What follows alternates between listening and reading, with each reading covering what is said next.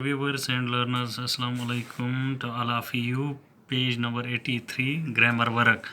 Look at the following examples. The teacher said to the students, "Let us read a poem today." The teacher proposed to the students that they should read a poem that day.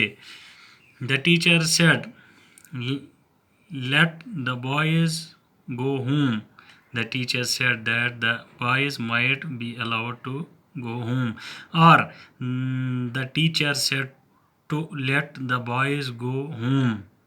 Shahid said, "Let him work ever so hard. There are no prospects of his success." Shahid said that he might work ever so hard. There were no prospects of his success. Now report the following sentences in the same way. Let us push on a little further, said Shabir. Shabir proposed that we should push on a little further. He said to me, "Let us wait for our friend."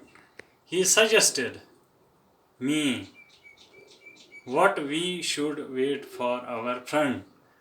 Mubashir said, "Abuji, let us go to the Nishad Bagh." Mubashir proposed to his Abuji that they should go to the Nishad Bagh. The boy said to the teacher, "Let me take my seat, sir." The boy asked the teacher respectfully to let him take his seat.